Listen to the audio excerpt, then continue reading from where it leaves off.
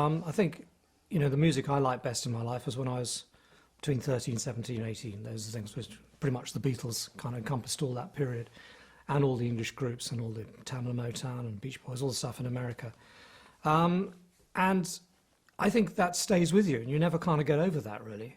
So if you have a long career like Genesis has, different eras are going to appeal to different people. And I know people who picked up on us and say Abacab or something and think that's the best album, you know.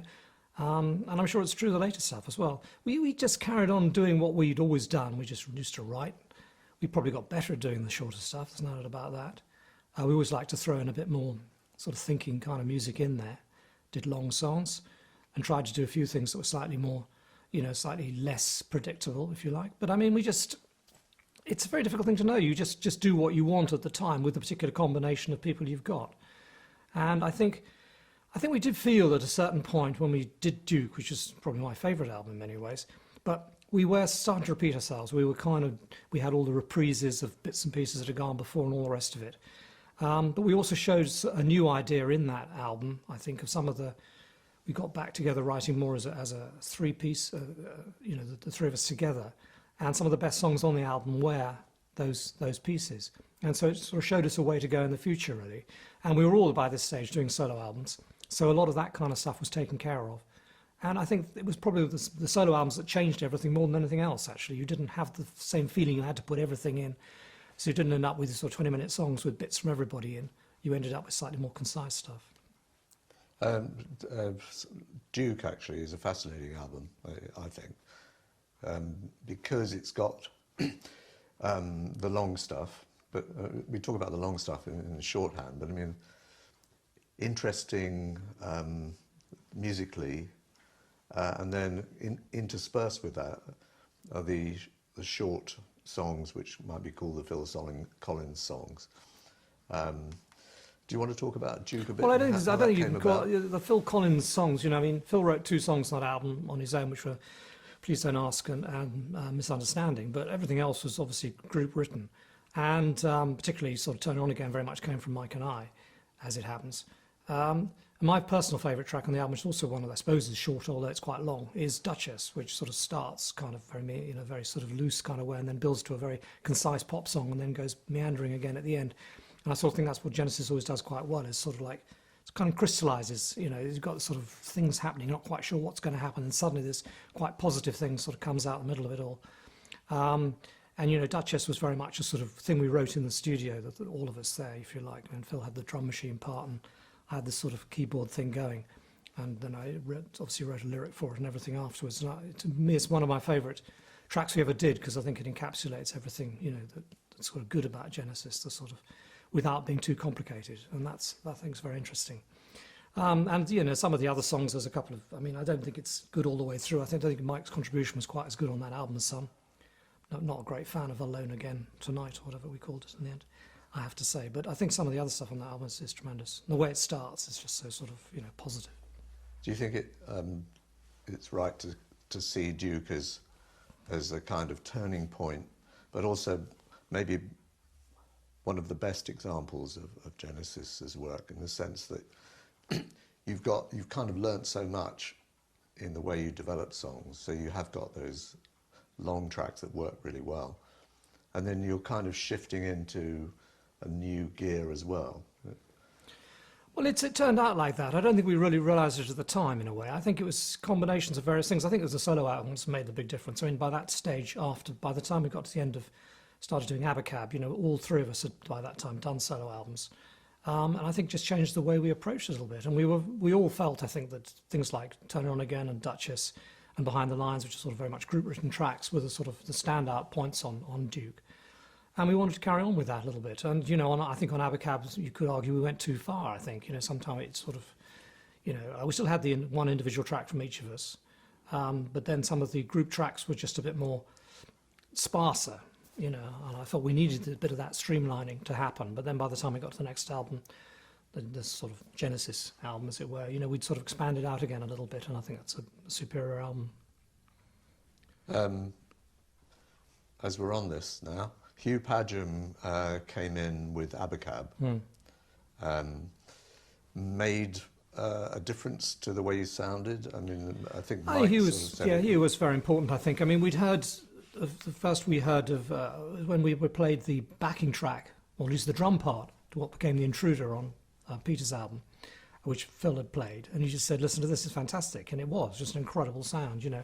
And I think from that moment on, Phil knew he wanted to use Hugh, who was the engineer on that, as for his own record, and it just seemed logical for us to change. We know we'd had a great time with Dave Henschel and everything, but we just felt we wanted to move on to a sort of, you know, change. You know, you don't have to stick with people, and Hugh seemed like an interesting choice for us, so that's kind of went there. And he was incredibly good with drums, I think, Hugh, and good with voice as well. Perhaps not quite so good with the middle instruments, but Mike and I felt very capable of, you know, being in control of that area.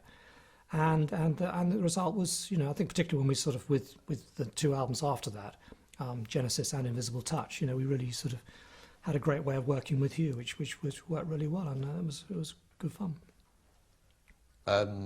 Mike said, I think that Abacab was the first album that sounded, you know, like you would sound live. And yeah, I know he does. He says that, doesn't he? I don't know that it's necessarily true. I think it possibly, when we did the remixes, which are, you know, Nick Davis, who's the sort of later producer that we used, engineer, and I did sort of work with him quite closely on all those remixes. You know, some of those early things, once you actually got inside the tracks and could do them, you know, properly, you could really get a good sound out of them and everything. I think particularly things like The Lamb, you know, we managed to make sound a lot better than it had done before. It's just, you know, I think it was perhaps because we always went in the studio, you know, without having played the tracks live and everything. So it just sometimes, you know, some of the tracks improved a great deal live. I mean, like a song like In the Cage, for example, which on the album Lamb is not a standout track, but became one of our standout tracks live just because we developed it and all sorts of things happened with it. So it's difficult to compare the live version of that, say, with the studio version of that. But with many of the other songs, I think, you know, you go back to those original tapes, and what's on there is pretty good. okay, so this has no logical sequence here, but just picking up on In the Cage, it just occurs to me you performed Lamb Lies Down 100 times live. I mean, you know, all over the... In its entirety. Yeah, in its probably entirety. That wasn't quite, but probably not far off that, yeah. It must, that sort of stint must have changed your feeling for it, the way you played it. There must have been lots of things that you picked up on the way that might have made a difference. Well, I suppose so. You kind of, when you know, we're very much a sort of, we're a writing unit, so we tend to write music, and then when we're performing what we've written. So things don't change all that much. There were various improvised sections on The Lamb, the little bits and pieces, which in many ways are some of the favourite bits on there, you know, whether they were sort of quite big pieces like Fly on a Windshield, where we would do what we wanted, which, you know, I think is one of the best moments on the record. And then other little tinkly moments, you know, like Silent Sorrow and Empty Boats. You know, these things just had a lot of character, and they were improvised. But when we played the other songs, they stayed fairly much the same. And, you know, you didn't do too much with them. I don't think even when we played Cage live at that point, for example, it was as good as it later became. You know, we made it much more of a rock song, I think, after that, and it was, you know, it sounded a lot better. Because you were playing it in stadium shows in the 80s. Well, we played it through our career. We sort of never kind of could lose it. It just became, I think, a sort of a really strong moment from there. I mean, when we'd finished The Lamb, it was my decision. I really wanted to do that song live because I felt it was much better than it had ever been. You know, so when we started doing, you know, when after Peter left, it seemed a logical song to go back to. I just thought it had such a strong power to it, and it'd be a great song to take out of context. I mean, we could have taken that. We could have chosen Back in New York City, but that depended a bit more on Pete's vocal performance. You know, I wanted just a good, really sort of rock song, and try and get rid of the sort of troubles. Everything associated with The Lamb became a little bit kind of arty-farty in a way because of the lyric. You know, it tended to make it a certain sort of thing, and you could sort of take something out of context, like In the Cage, and you pretty much could get away with it if people didn't listen too close to the lyrics. Quite sure what's going on in the middle with Brother John and all that, but it just sort of sounded really good, and these sort of words like stalagmite, there's just a lot of power in there, I think. The kind of emotion that you find in Genesis, in the earlier years is very much associated with, I guess, the pacing, Peter's voice, but your sound. You know, as I was coming here, I was listening to Supper's Ready, and there's an extraordinary sort of flow of different emotions going through that. You know, to what extent was all that just accidental? To what extent was it calculated? Well, I think and worked out? There's a bit of luck in it, but we like to play with contrast. I probably was most into this idea. You know, I was always trying to sort of steer away a little bit from just doing straight ahead, you know, pop songs. I think we all were to some extent, but perhaps I was the one who kind of wanted to carry it the furthest. And you know, the idea of linking a quiet bit to a loud bit to try and make the loud bit sound louder than it did if it was, you know, on its own. And then we had. And Supper's Ready was an interesting one, really, because the first part sort of thing I'd written on guitar, and you know, we're developing it, and it was turning very much into a sort of musical box part 2. And at a certain point, I just thought, Peter had written this song called Willow Farm, totally independent of everything else. We'd just done this very pretty little bit, and I thought, well, it would be just great to go into that bit suddenly, without any kind of real reason or anything. And the contrast made it sound really great, I think, because it made Willow Farm sound even more insane and kind of, you know, distinctive than it actually was. And it's a great piece of music, and you stuck in the middle of that. And that totally transformed the song after that, because from then on, we were sort of very much into, you know, we were into playing, all of us playing, you know, I was on keyboards obviously by then and everything, and the whole thing took on a much grander level, and we were able to make much more of it. And, you know, particularly the kind of Apocalypse in 9/8 section, which, you know, was so we left it as when we actually during the writing stage, it was fairly free, and then it was probably the first time that Mike, Phil, and I very much worked together on something, and we sort of wrote that whole bit, you know, as a keyboard solo, but with the sort of the basis from what the other two were doing, and then developing into these really big chords at the end. Which, when I originally wrote those things, I originally saw it as an instrumental piece, you know, and then Pete started singing on top of it, which initially sort of was a, what's he doing? And then, of course, it just sounded so fantastic, you know. It just gives you a sort of somewhere to build to, I suppose. And a lot of it was luck, and things, and some, you know, some great imagery from Pete's lyrics on that. Did you do these things in sections? When you said you Mike and Phil worked on that piece, was it like a separate section which you were then you knew where it was going to go, and did you stitch it all together? Yeah, pretty much. We knew where it was going to start and where it's going to end. We'd sort of come into this idea, you know, and it just sort of, I suppose, I can't really remember exactly how I did it. Probably went into into some sort of rhythmic thing with the opening chords of that, you know, with the Guards of Magog bit. And then we needed to get somewhere at the end of it. I honestly can't remember everything, but all I know is that we left it fairly free, and then developing it quite late on in the game. And, you know, we were sort of, you know, still kind of putting it all together when we finally got in the studio, I suppose, with that. And as was said before, I mean, it was the first time we'd heard it all the way through. Although we played it all the way through, to be honest. We didn't hear it back till we edited the two bits together, and then found that actually the two bits were slightly out of tune with each other, which was an interesting moment for Mike and I. We were in another studio, and we had to sort of slow the tape down slightly to get the two, and it sounds very peculiar, but everyone thought, oh, that's really sort of artistic, you know. But as it turned out, in fact, when we came, what was the strange thing was, when Nick and I came back to doing the remix of this, we found that the two bits were actually in the same key. There was no problem. What the problem was with the machines in the studio. We'd done the edit. One of the machines was running slow. So there you go. That's how it turned out. So we didn't have to do this slow down thing. Because obviously nowadays we could have put them in the same key without any problem anyhow, with modern electronics. But it was just that. Anyhow, it's a little moment, really. The thing about Supper's Ready, it strikes me, because it's worth focusing on it for a minute, because it's one of the kind of big classic numbers from Genesis's first period. Very popular still. It's the you know, the sort of banality of somebody saying supper's ready, and then the mystery of the language that surrounds it, coupled with this extraordinary musical feel, you know, the atmosphere which you're giving it. I mean, I I think that's one of the attractions of it. It's one of those things that one can puzzle about for many a year, as indeed some people have, you know. Well, I think in terms of when Pete suggested calling it Supper's Ready, I think I said, no, we've got to call it something else, something more epic.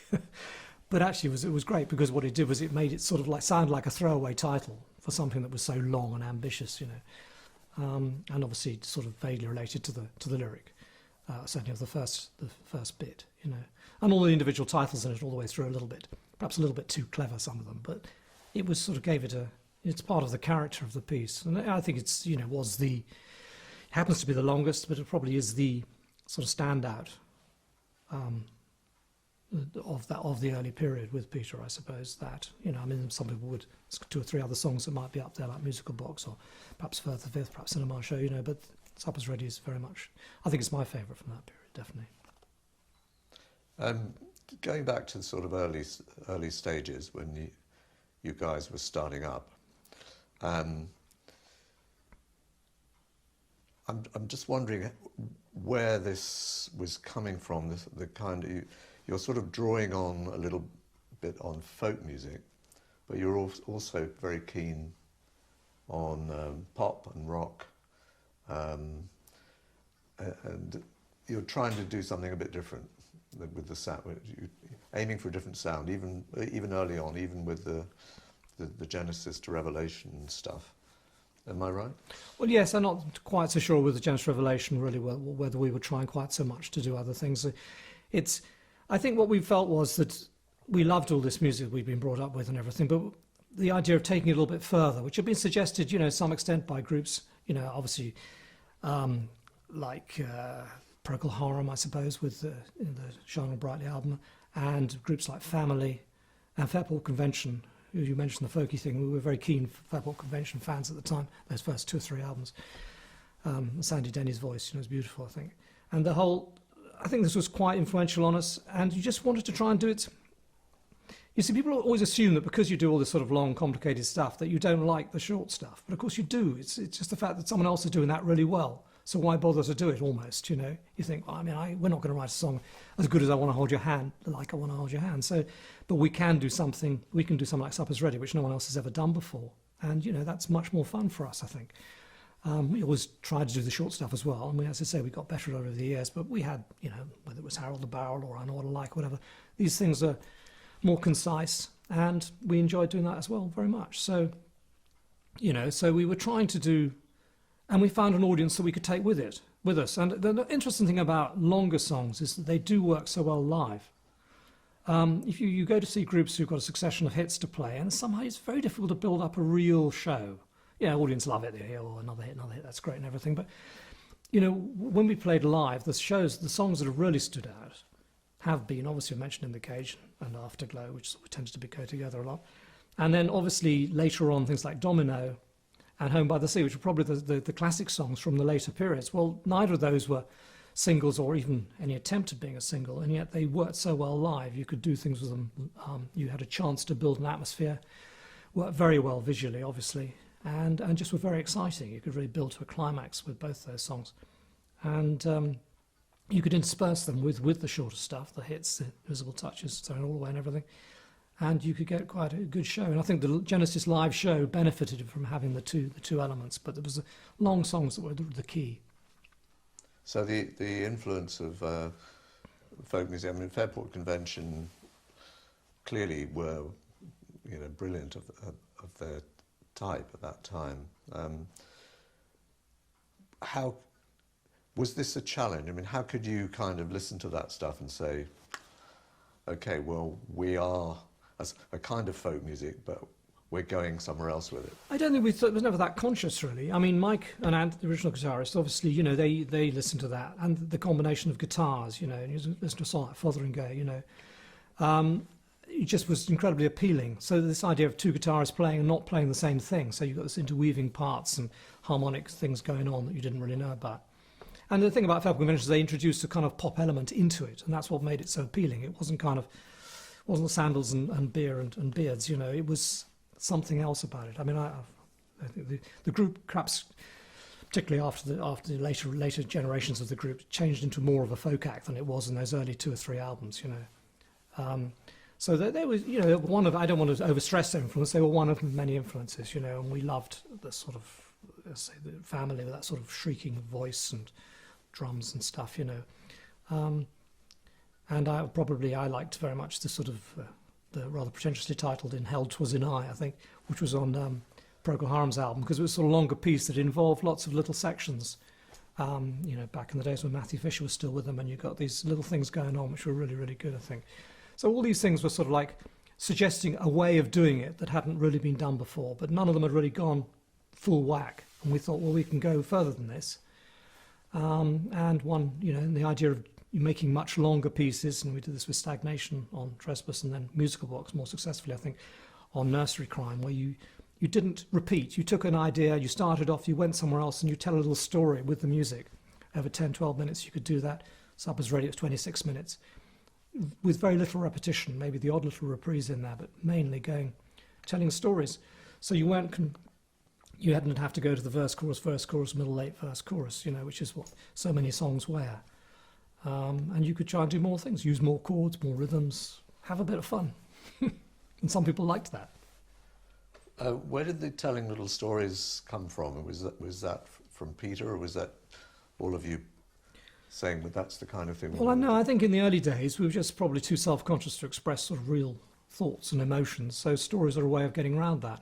So we all wrote stories, you know. I mean, to be honest, you know, and that's how we did it to begin with. And you know, there was rich sources to be mined, like the Greek myths were a good source, and just, you know, books, anything. Nursery rhymes. Yeah, well, the nursery rhymes.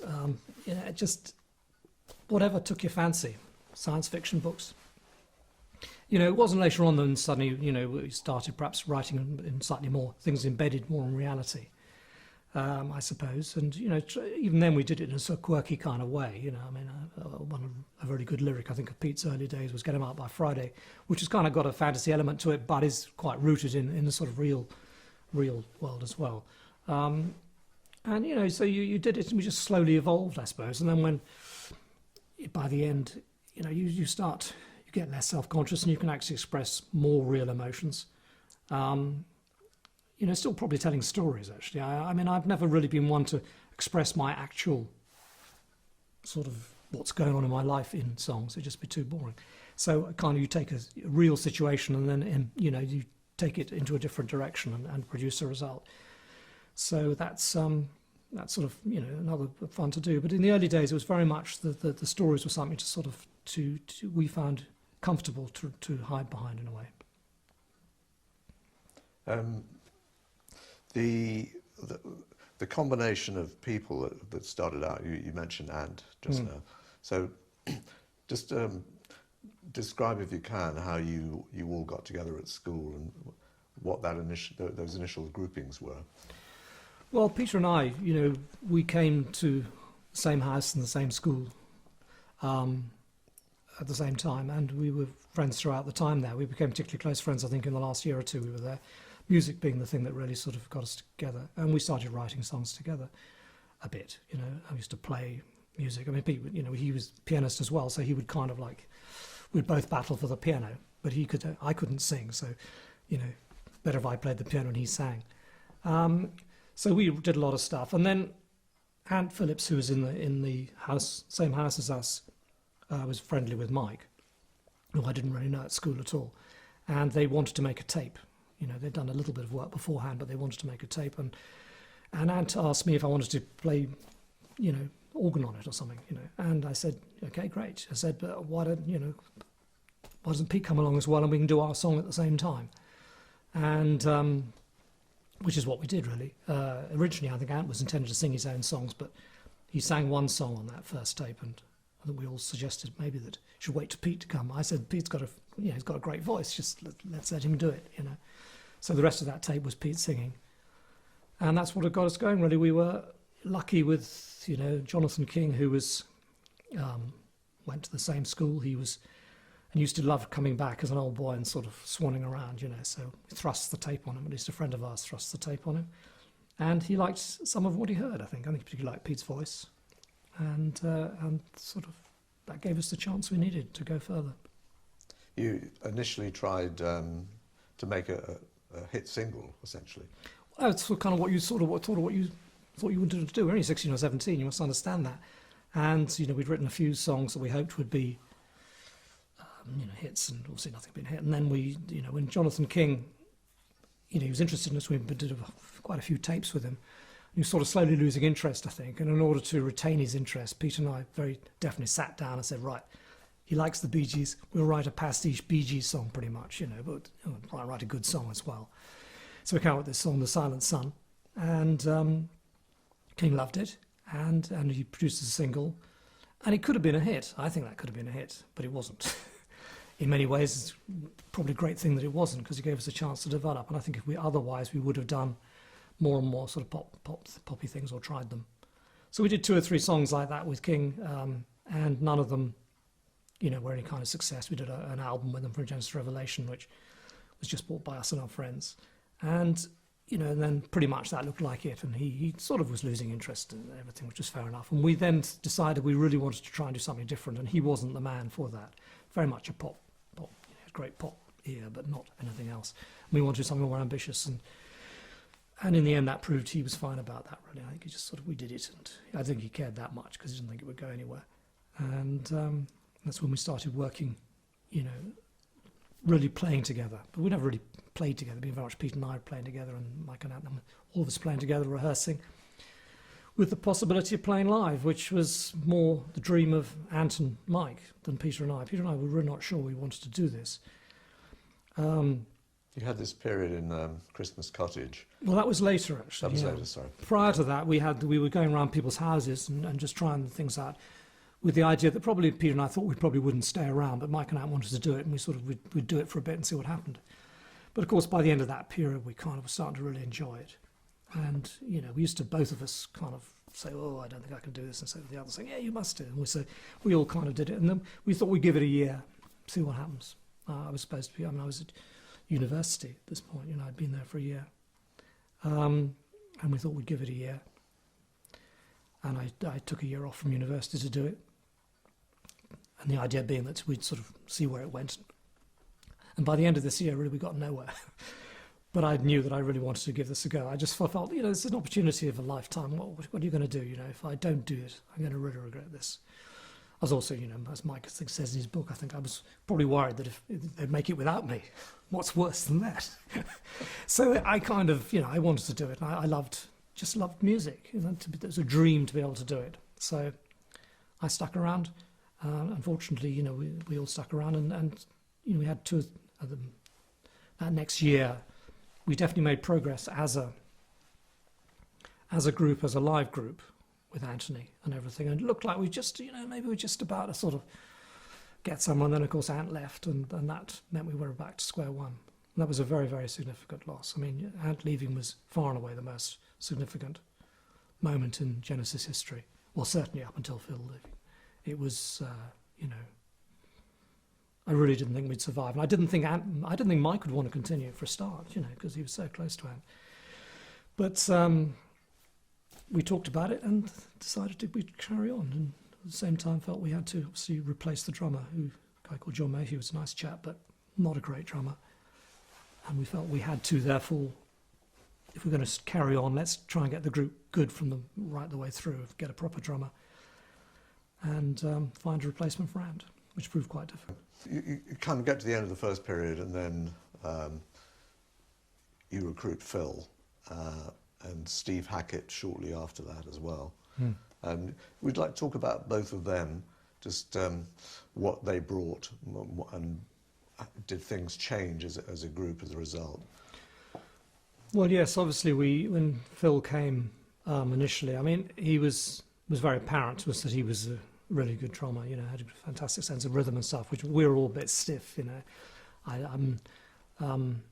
Pete has a great idea of rhythm, but doesn't have a great sense of rhythm. You know what I mean?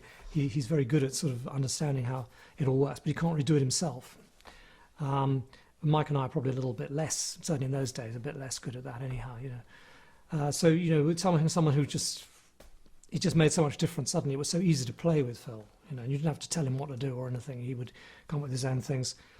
And, you know, it was a sort of real And he had a likeness as a personality too. He could joke and stuff and everything, you know, much better than we were. Very intense, the rest of us, and we were, you know, could be funny, but we, you know, sort of kind of very much in our own world. And he was sort of someone from outside who could make us all laugh and everything. And we did that first bit, which is a 4-piece, which was quite tough, I have to say. But it taught me an awful lot, because I tried to play as many of Ant's parts as I could. I had an electric piano going through a fuzz box, and I did a lot of the guitar parts through that, which obviously didn't sound that great, but on some it worked okay for some things. And so the idea of playing the organ part and you know, trying to work out what was important, what I could leave out of the organ part, and play that part as well. And obviously Mike had to adapt a bit more as well, you know, to sort of try and fill in some of those gaps. And you know, it was quite a frustrating time, and it was quite difficult. The writing sessions, I mean, which you talked about before, where we used to, I remember storming out of when we were rehearsing one place, his first time with Phil, and you know, I was very bullshit in those days anyhow, and you know, it just must have been very difficult for him, I think. I was amazed he stayed. If I'd been able to go on, I think, because Peter and I used to fight a lot, very close friends, but you know, used to argue about silly little things, and we had quite a few there. But after, you know, as I said, the 4-piece was an interesting period, and then we got, we kept auditioning for guitarists, but Mike, you know, was probably not the man to do it, because he was looking for a replacement for Ant, so it ended up being more other people. We tried this guy, Mick Barnard, who had been suggested to us by someone, who was, you know, imaginative guitarist, and was good, but just wasn't really quite there, we felt. Just didn't have quite a strong enough personality to be part of the group. So, you know, Peter and I, we responded to this ad in Melody Maker of a guy saying he was, you know, looking to do something slightly different.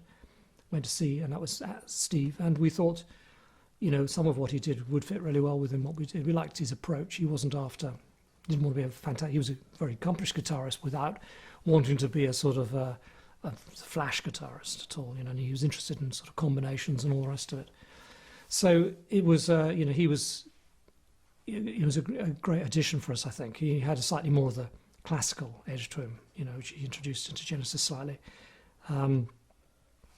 And what we found was very much with Steve and I, that we used to do a lot of stuff together in harmony, unison, or just playing off each other with lead lines. And, you know, this would work.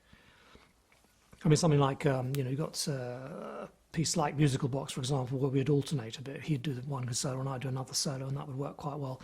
And then you get these moments like, let's say, Los Endos, where we played very much in harmony all the way through. We sort of wrote these parts. We did a lot of that on the Lamb and stuff as well.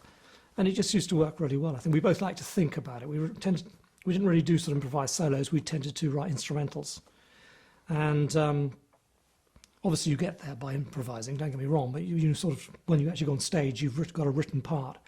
And if you're playing in harmony with each other and the chords are changing quite a lot, you can't really improvise doing that. So it produced some really good moments. I mean, you know, Los Endos being one of the best examples of, I think, where we sort of duetted very well, I thought.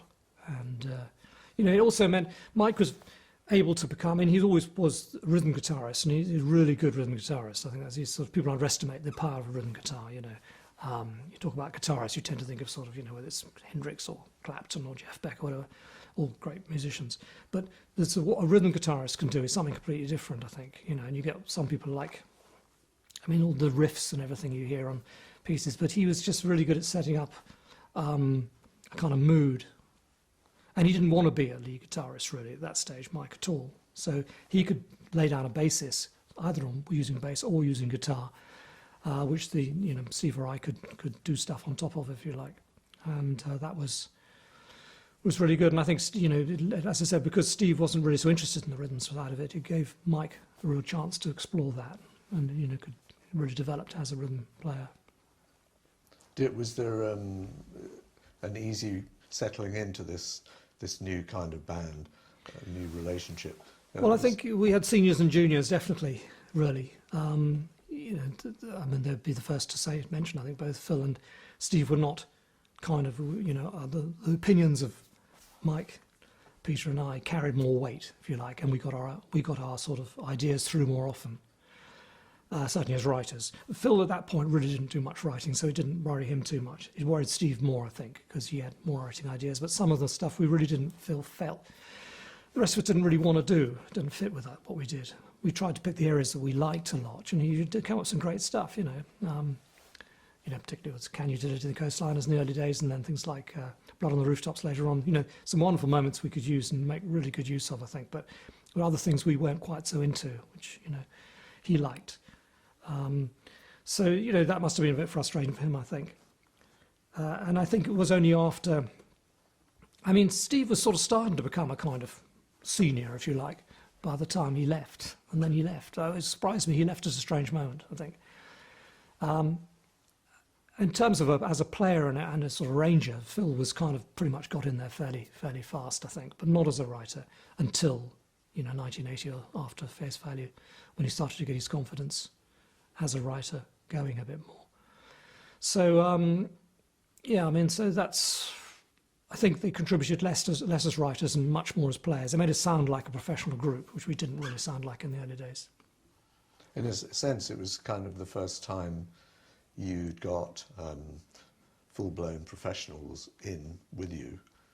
Thinking of like Phil had done this sort of working on other people's albums, he's sort of slogged around. He hadn't done so much at the time, I suppose. And to be honest, John Mayhew had come out of a group called Steamhammer, who had been sort of done the circuit a bit. So he'd been around a little bit. So he was brought in as a professional. But, Phil was a very adaptable player, and I think as most drummers are, they sort of can do more than one thing. If they're really good drummers like that. So he was able to, any frustrations he felt with having to play with us, if you like, he could take out by playing with other people, particularly in the more jazz rock area, which he loved, So, it's sort of, I can't what I was going to say now. Okay. So I'm stopping. Let's Good gibber if you want. Let's move on from that. Musical Box on Nursery Crime, right? It's now when we see it on the old tapes played live. There's Peter in full theatrical performance there with all the different stages of it and so on. It's fantastic. But clearly, at that point when you were writing it, you didn't envisage it that way at all. It wasn't that you wrote it in order for it to be a theatrical performance. No, it wasn't at all. We kind of it was a piece of music we'd had around for a bit actually, which Mike, at the start of it, I think that Mike and Ant had been working on, and we used it as an instrumental bit in some music for a potential BBC programme that never got shown. And it also was a nice bit, and we wanted to make more of it, so we used two of the bits in that as the basis for it and wrote a melodic line on top of it.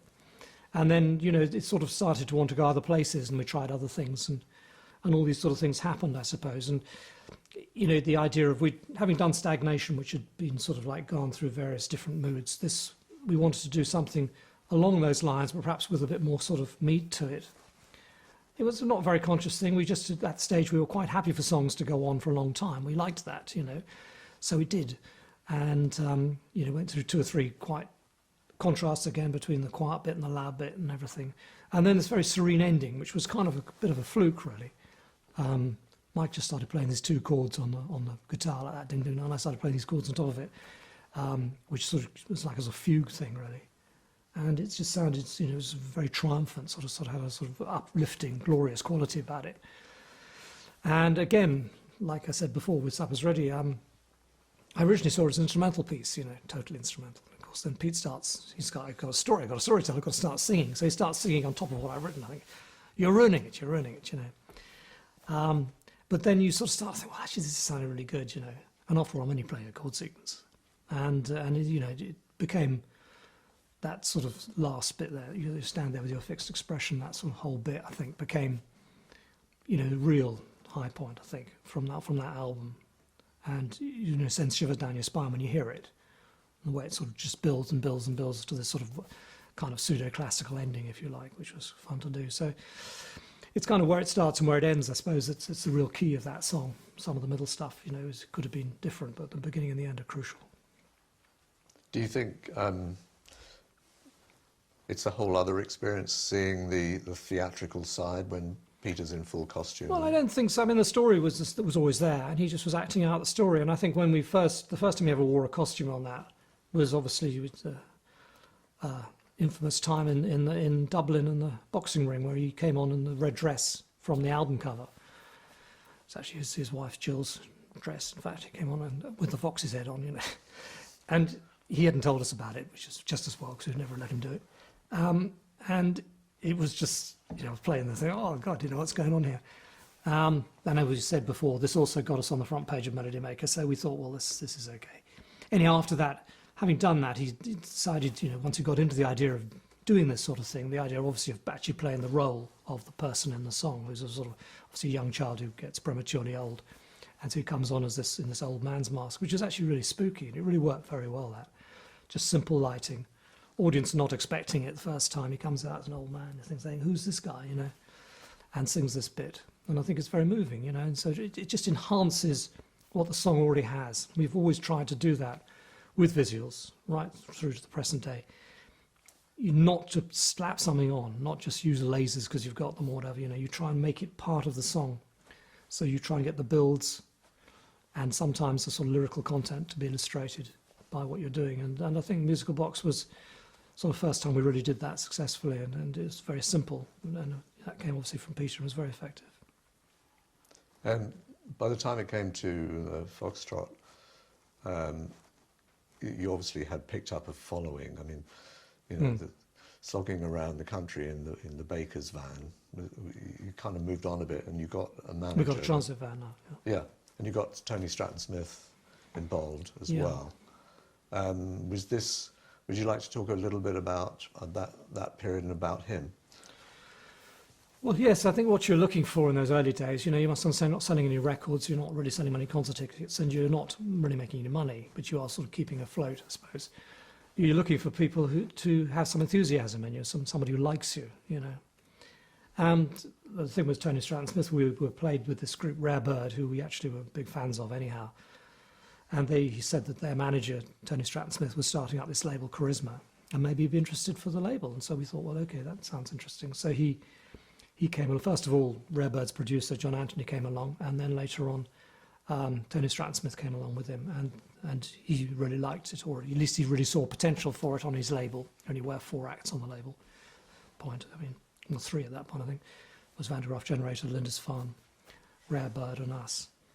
And then he added Audience and 1 or 2 other groups later on, you know.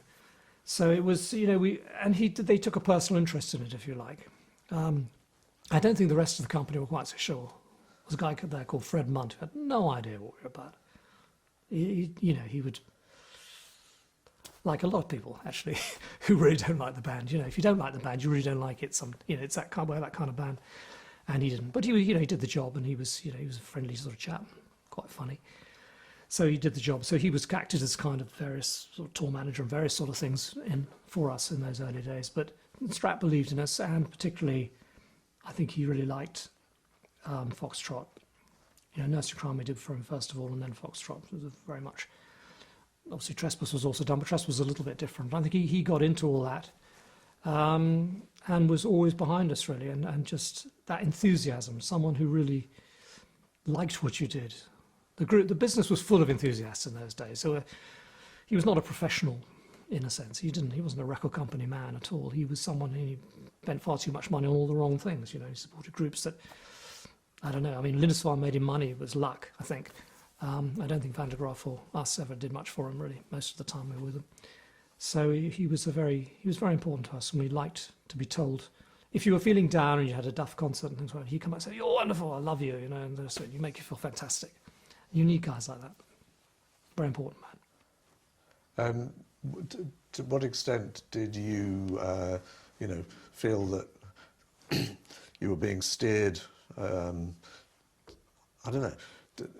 Someone like Fred Munt, I was interested in, because presumably, if he's the tour guy, he's putting you in all kinds of venues. No, he was only that. He wasn't the guy putting us in venues. Right. He was just the guy who was there. I mean, when we did a tour with Lindisfarne and Van der Graaf, he was the guy who got us in the coach and that sort of stuff. And, he also worked in the office, and he had no influence on what we did. To be honest, nobody did, which is one of the extraordinary things which I think a lot of contemporary groups might find kind of difficult to believe. We had no record company interference at all. We gave them the result every time. That's all they got. Later years, we even told them what the single was. We didn't play them the rest of the album. You know, I mean, we were able to do that. Incredibly lucky, I think. Because I don't think people, you know, the idea of 26-minute songs and everything would have not appealed to most. I mean, that particular record company did want it, of course, so it was fine, but it wouldn't appeal too much to kind of your modern record company. And, you know, they just let us get on with it, really. They backed us, they gave us the money to do what we wanted. We didn't really realise it was all against future earnings, so we didn't pay it back for many years. But it was, you know, at least they were there, and if we'd had split up at that moment, we wouldn't have owed a penny, so it was pretty good. I want to ask this question, and I haven't had an answer on it yet from anyone, is why selling England by the pound was actually a slogan of the Labour Party in '73, I think. It's kind of around the time of the potential, it was Ted Heath, and yeah, there was going to be a Labour Party election, yeah. And why was that used as the title? It was Peter's idea. It came in the song, Dancing with the Moonlit Night, as a phrase in there, and we just thought it's a fantastic phrase. And we should use it as the title, you know. It wasn't particularly supposed to be, you know, it's a bit like just a phrase you hear and you use it. It's like Pete used Games Without Frontiers as a title as one of his songs, but it was nothing to do with It's a Knockout you saw on TV, or even the charity group, you know. It was just a good phrase that he felt kind of could work. And I think that's how it was with that, really. It just sounded good, and I think it represented so much. It was so good as to what we were trying to do, you know. We were a very English group trying to make it in the world, if you like. And so we're sort of selling ourselves, really. So that's... And Peter might have more profound things to say on it than that, but that's my memory of it. And, you know, it's still one of the best titles we've had. I mean, I know it came from somewhere else, but still a great title. No, I think it's a fantastic title. And the idea of the very English group sort of links back to something I was trying to get at, but maybe we'll have another dig at this, is, you know, songs like The Musical Box, where you've got a kind of mixture of the English nursery rhyme and the kind of the English tradition in there. And there's a sort of pastoral thing running through as well. All that comes in. Is that because it reflects you guys and where you came from, and you know your sense of, I mean, you like to live in the country, or is it just something that's coming from you very directly, I'm wondering? Well, I'm not one to answer that. Presumably, yes. I have no idea. It's not something ever a conscious thing. It's just what appealed to us and what we did. It just seemed to come out in this sort of English kind of way. I said to him, our influences, you know, with the sort of folky influences and other things, we're probably more... We like to take influences from elsewhere as well. I mean, we've mentioned some of the American acts that we liked. I mean, Peter and I particularly were very keen on American soul music, you know, I mean, Otis Redding. You know, I just love the way that... I love the soulful voice on kind of quite a lush backing. You know, you think something like I Put a Spell on You by Nina Simone is just archetypal of that. You've got this, you know, very almost classical sort of string sound in the background with this very sort of, you know, soulful, moving voice on top of it. And I love that combination. And Peter obviously had that kind of voice, so really liked that kind of thing when we could use it, and we did it a lot. I mean, from Looking for Someone onwards, really, we were doing that. That's the first song on Trespass. Trespass.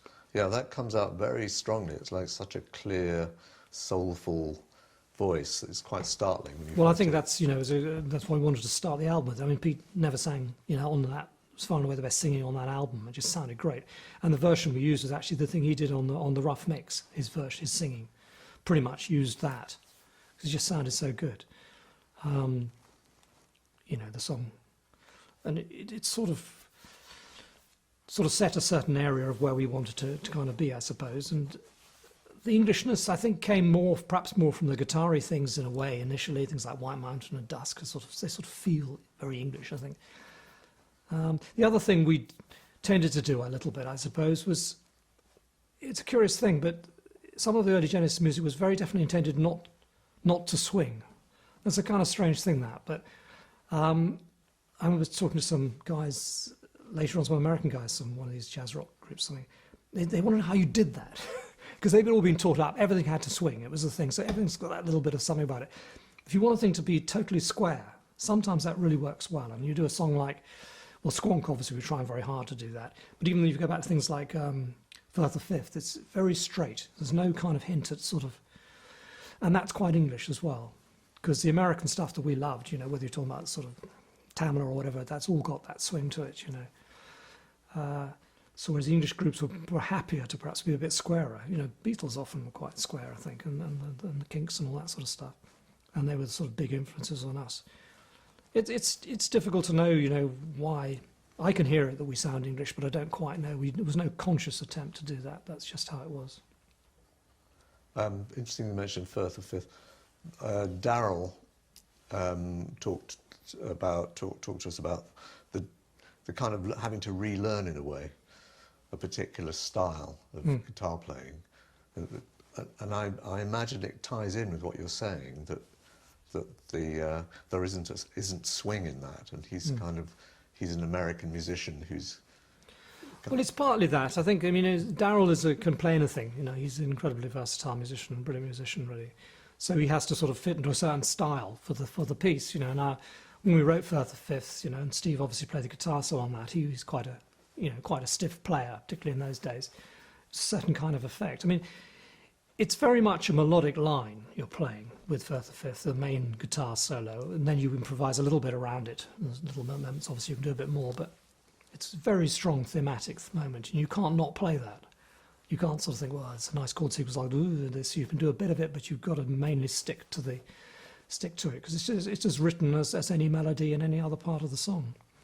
So it's you know, that's, I think is you know, it turned into a very strong moment, a stronger moment than we probably ever thought it was going to be when we first did it. You know, originally I'd written this piece just for flute and piano, as is how you hear it earlier on in the song.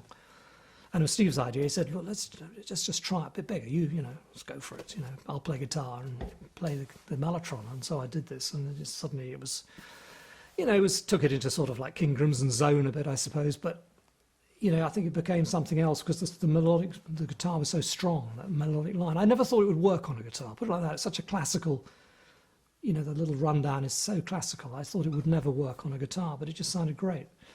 And you know, became sort of one of the high points on that album, Selling England. And it's something you played live? Well, we played that bit of it. Normally the two instrumental bits, which were probably the two strongest bits of it, the keyboard solo, which became a bit of a party piece, I suppose. I know a lot of pianists who use it as their party piece. And if you go on YouTube, you'll find hundreds of people playing it. It's just one of those things, I don't know.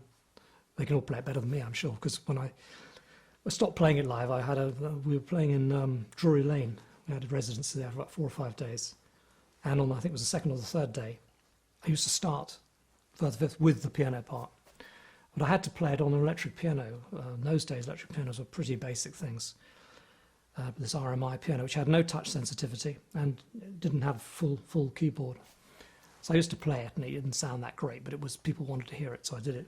And one time I was playing it, and I was quite enjoying myself, and I went up and I started playing it, and I started playing it like I played on the album. Went up, no keys.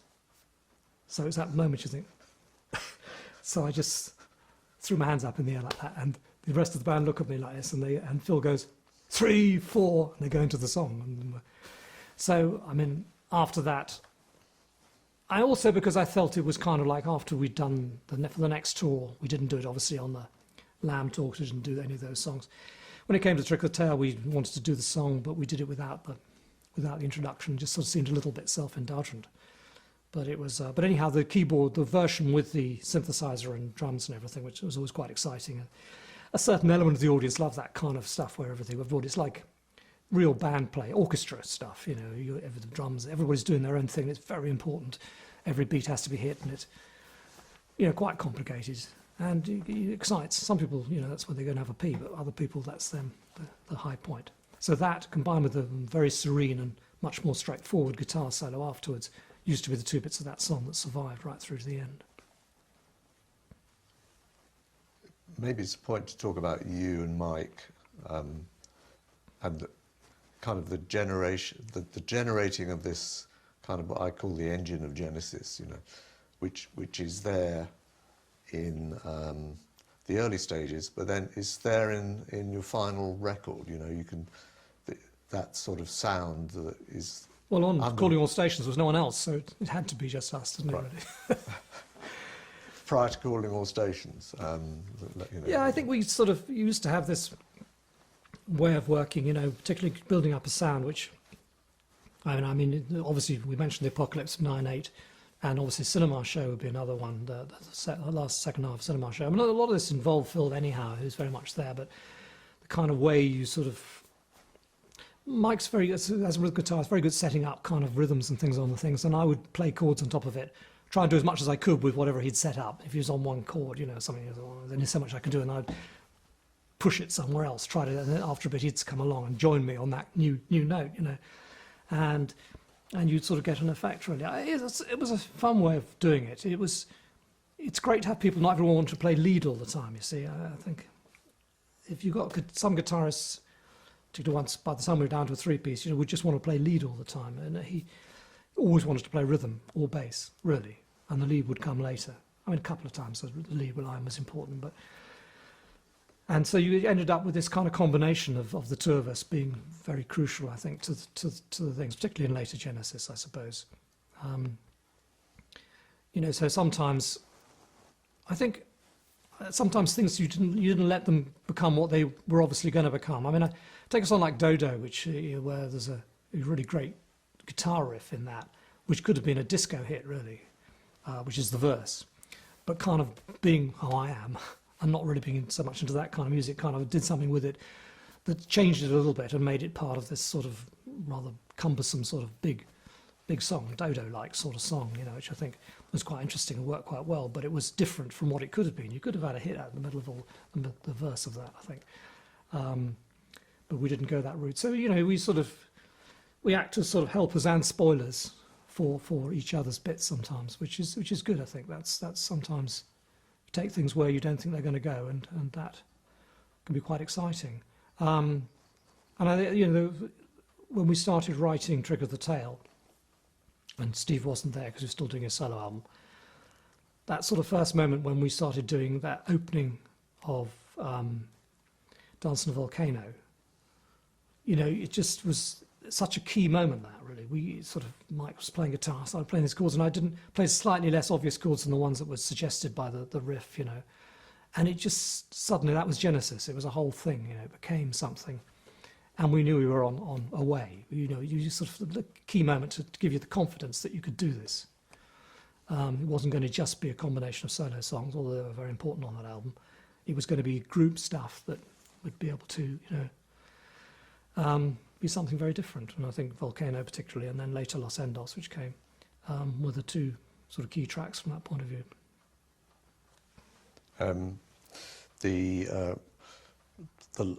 This is a weird connection because I should go on to talk about Peter, but I'll just go with Steve at the moment.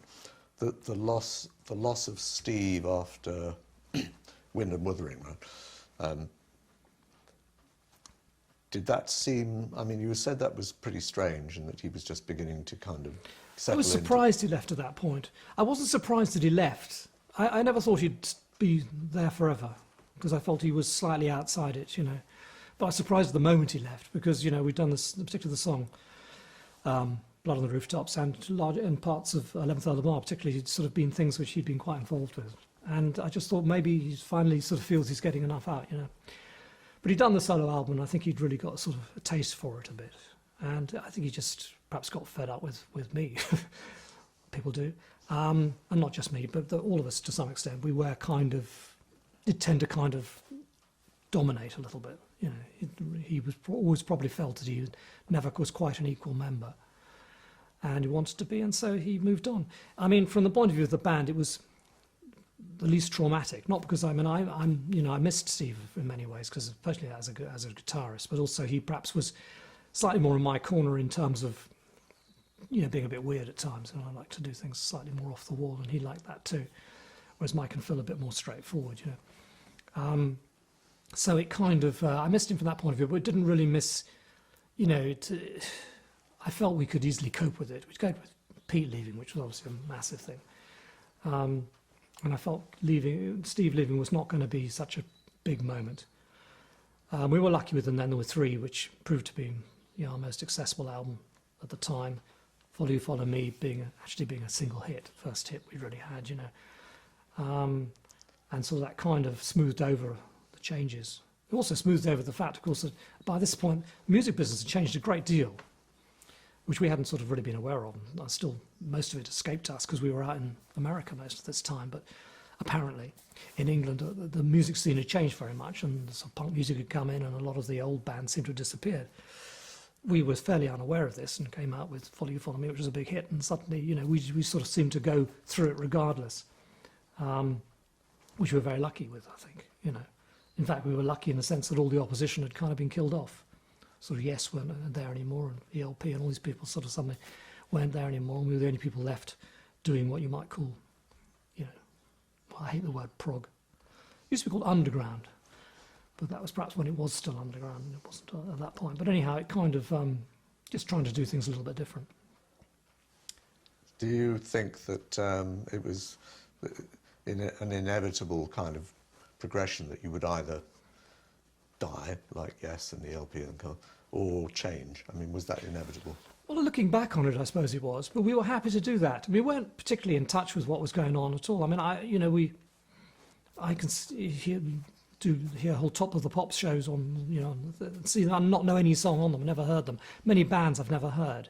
I mean, even now I can't name anybody really. I mean, people, you know. I don't think I could name you a single Beyoncé song, for example. I mean, I've never had since 1967, I haven't really listened very much to music. I obviously hear stuff without really knowing who it is. Pick up a few favourites along the way, always, you know. So, what was I going to say? What were we talking about before I diverted there? Was it inevitable that you either changed or not? died? I think it was sort of, I think if we hadn't, we would have struggled. I think we felt we were repeating ourselves a little bit on Duke with the reprises, which I said before, and I think he was conscious of that ourselves and just sort of thought, well, you know, there are other ways of doing this, you know. Let's just just try some other things a little bit. And I think with Abacab in particular, there's a few things we tried, really streamlining some things, you know, keeping Abacab, the song itself, you know, just not filling it all up with the keyboard and just doing little answering phrases and stuff, you know, rather than doing all the way through. And then little ideas like Keep It Dark, trying to keep a sort of incredibly simple rhythmic idea going through and a repeated riff and seeing what you can do with it. You know, so all these things led us a certain direction. And, you know, during this time, obviously, you know, we probably all got better at, a bit more confident, I think, in being able to keep things slightly sort of smaller. And also because we had our own studio by this time, we were able to put things down much earlier. We didn't have the same feeling, we went in a rehearsal room, playing the same song, you know, for 3 months, by which time, you know, it was unrecognisable from what we first played because we just kept embellishing it and adding little bits. So we were able to keep it fairly concise. And but some things ended up much more concise than I thought they were going to be. The song that really took me by surprise in many ways was Land of Confusion. We'd written this, and it probably had a couple more other bits in it, but it seemed to be quite a big thing. I thought it was going to be a big song, you know. And then we finally did it. It was this small song, you know, I think one of our best singles, as it happens. But it kind of turned out a bit different. I think I never really thought it was going to be at the beginning. But, you know, that's the way it works, really. It's very difficult to plan. We've never really been ones for trying to sort of do this or do that. We just do what occurs to us with the people that are there. And I think the natural slight simplification of the music, you know, with Peter leaving and Steve leaving, it left just, I was the main standard bearer for the kind of, you know, and, you know, Mike and Phil, as I say, a bit more concise. So we had a bit more concise stuff there. I mean, I like concise music, so, you know, I was quite happy to write that and be involved in the writing of that. So and it felt quite fresh too, you know. I sort of somehow just doing it, another intense thing at that point in time, you know, particularly in the mid-80s, it just, I don't know, didn't feel right. A 26-minute epic wouldn't have felt right in 1986, simple as that. I think Mike said in his book, and it's probably riled you. It's all lies. Was that you that you yourself could never write a hit because your use of language was too kind of esoteric. Well, let's put it this way. A lyric of mine has never been on a big Genesis hit single, but then often ended up being the second singles, you know, like Duchess or Many Too Many or Keep It Dark, you know, by which time everyone got the record, so no one's going to buy the single, are they? He may be right. I don't know. I think I've written some lyrics that could have been hit. I don't think that's really the one way or the other. We tended to, when it came to the later albums, tended to be, I tended to go do the long songs because I liked doing them. And I liked getting my teeth into something like Domino, you know, where I could really explore ideas and go further. And Home by the Sea, where I could sort of take a sort of, you know, kind of fantasy idea and make more of it, if you like. That appealed to me more perhaps than writing, you know, short things. But I used to enjoy doing that. And I said, you know, Duchess, which I like the lyric. Of my lyrics, it's my favourite of my lyrics, I suppose, in a way, where just a simple idea of the rise and fall of a female rock star, you know, seemed to just work very well with the music, you know. If you can, it's that marriage of the two that works well. But you know, in terms of the music, obviously, you know, I've been involved in writing quite a few hits. Yeah, I guess he was talking about the lyrics.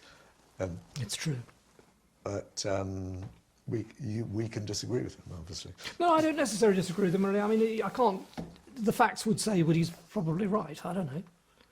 Mike's a funny one because he's written lots of, you know, really good lyrics and with like on Follow You, Follow Me and Atlantic Fusion, for example, you know. But then when he does his solo stuff, he often doesn't seem to write the lyrics. He gets other guys to do it. I think it's a strange thing, but there you go. You can ask him about that. Just going to check how much time we've got on that card still. We've got 8 minutes. Okay. Which is nothing. It's nothing really, is it? Do you want to stop and just change the card? Yeah.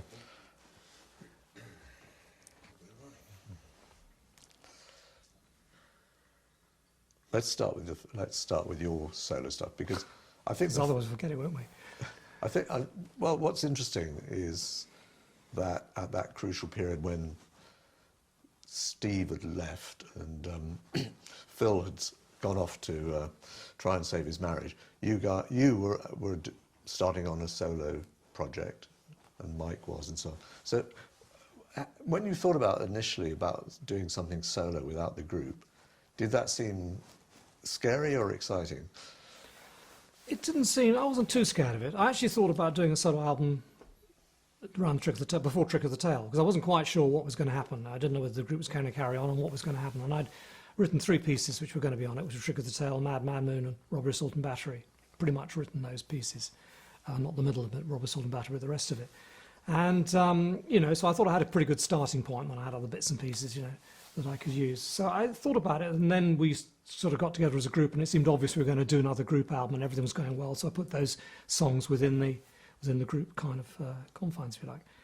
And so when it came later on, I mean, I kind of wanted to do it. I just sort of thought, well, you know, why not? I mean, both obviously Steve had done one, and Peter by then had done some albums, and the idea just seemed like a lot of fun, really. I just, you know, you could just follow an idea right the way through, no compromises with the other guys, and you could just do it.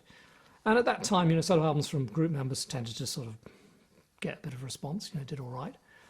And, you know, I did it, and, you know, I wrote a Curious Feeling. I wrote sort of as a totality almost, really. I had a couple of bits that I'd had around before, but I sort of very much, you know, worked on it as a single idea. And, you know, and I still think it includes, for me, some of the best stuff I was ever involved with. I'm not saying as a player so much, but as a writer.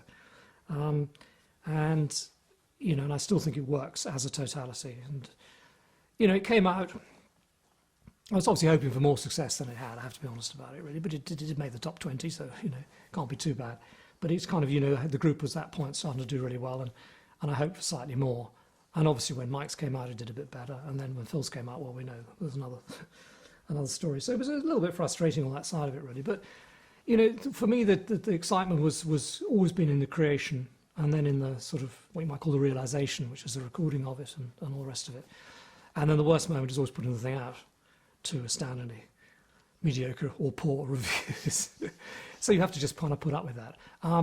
I think A Curious Feeling came out in the middle of sort of, you know, the punk era, and kind of was probably not what the music press wanted to hear, and everything. And it got very little attention, I have to say, you know. But you know, a few fans liked it, and it's, you know, since then it's always kind of bubbled under as being, you know, done pretty well. So it was a sort of you know, something to do, and you know, I thought after I'd done that, I thought, well, maybe I won't do another one. I thought, well, you know, perhaps I should try another one. And then the idea of everyone said, well, the problem is we don't know who's singing. Is it you singing? It's not this other guy, Kim Beacon, who's singing all that. So I thought, well, I'll sing the next one, you know.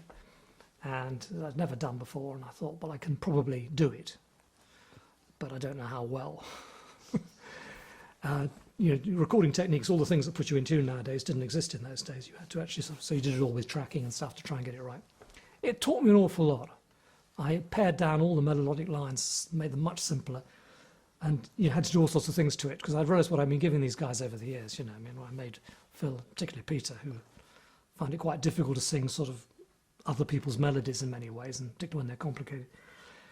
You realise what you've been putting them through, so it taught me a lot about how to write, and, you know.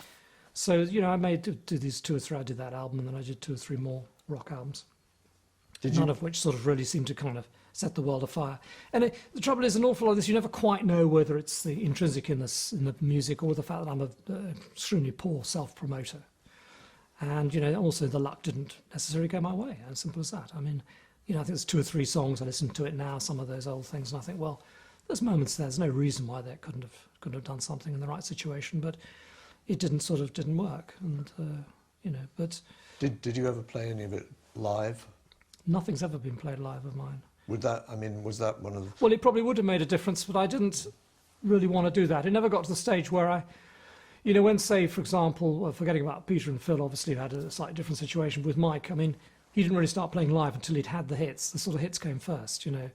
And I think that does make a difference when you've got songs you can build to in the set and everything. And I wasn't sure I really had the energy for it. I wasn't home cooking.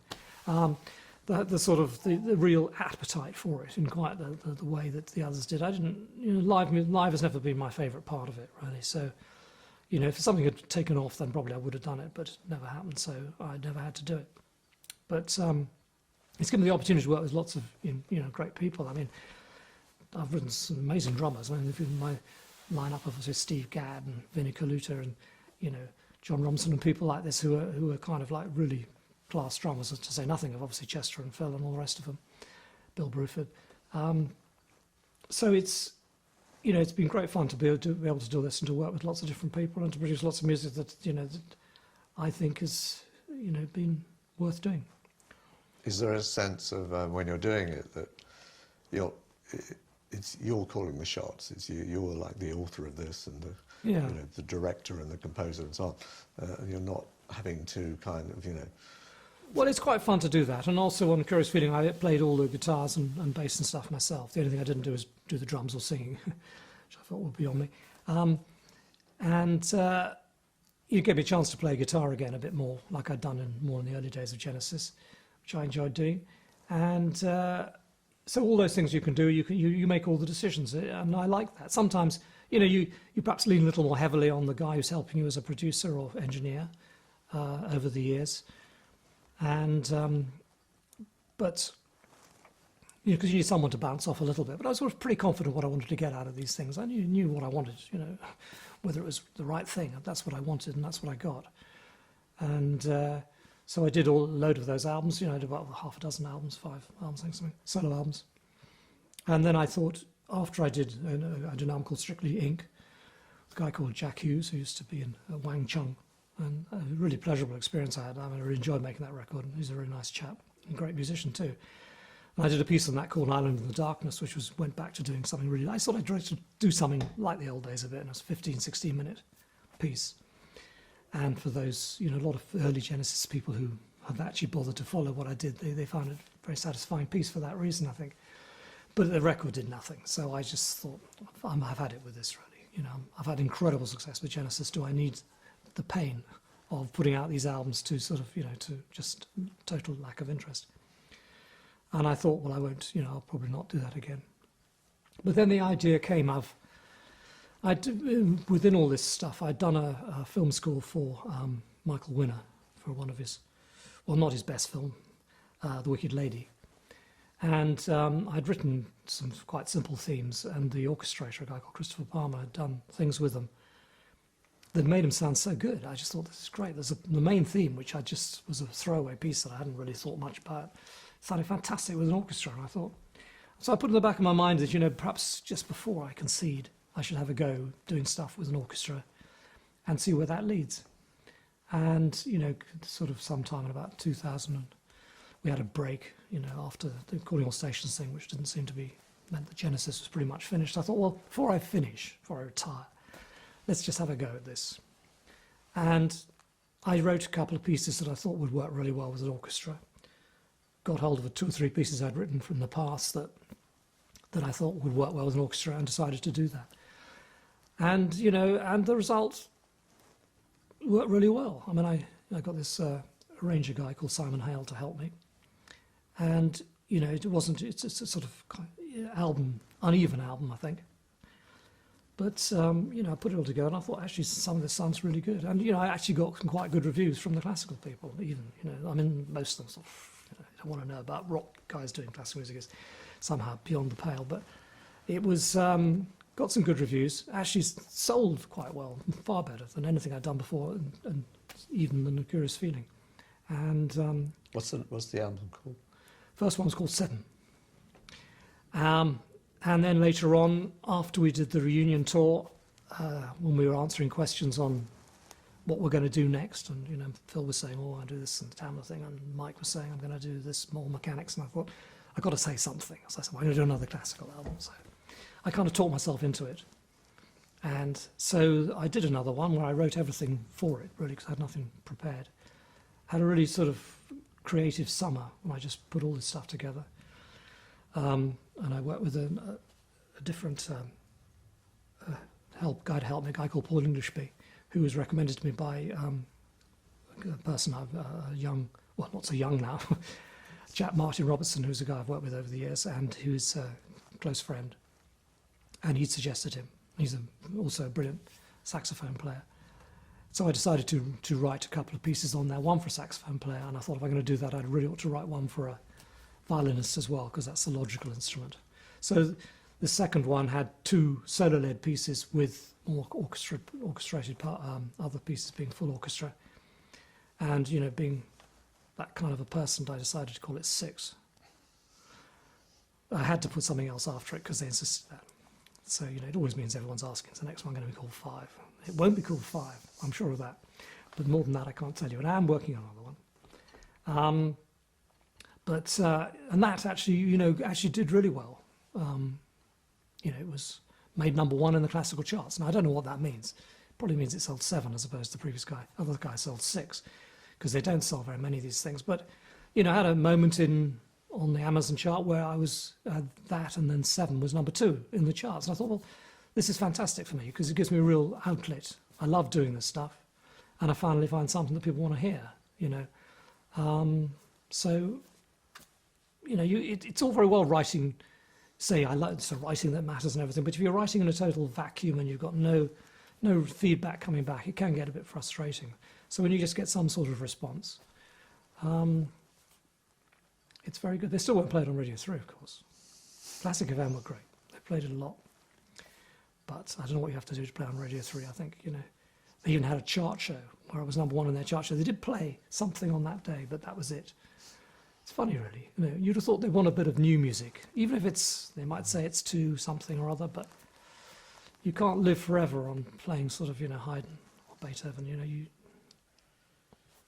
or even Burt Whistle and whatever, you know. You've got to have new music of some kind. And I mean, maybe it may not be the music to change the world, but it's you know, nice to listen to. When you were saying earlier that there's some footage from Prague. What was that? Was that a concert? The Prague was the sessions I did for 6. That was, you know, I'd done 7. I did over here with you know, an English orchestra, and I found it all quite difficult because I couldn't get enough rehearsal time with these people because it's just so expensive hiring orchestras, you know. Whereas when I went to Prague, you know, the orchestra I used over there, you know, I could get rehearsal time and, you know, and plenty of time to record it in about a quarter of the price. And also I found a total different attitude over there, you know, whereas over here it was all a little bit kind of sniffy, I felt. Over there, they were enthusiastic. There were Genesis fans in the orchestra. You know, I had a picture taken with people, and some of the people were really enthusiastic about what I'd done. You know, it was a totally different experience. A very, very happy experience for me. Had a great time. Paul, you know, the arranger, was out there, and Nick Davis, who's, you know, producer, engineer, who's been with me, sort of, you know, obviously did the last Genesis albums and also done a lot of my solo stuff. Was out there, and you know, other people out there. It was just great fun. A really good time. And it was one of the most enjoyable sessions, you know, I've done really certainly since you know, since We Can't Dance, which was a lot of fun as well, obviously.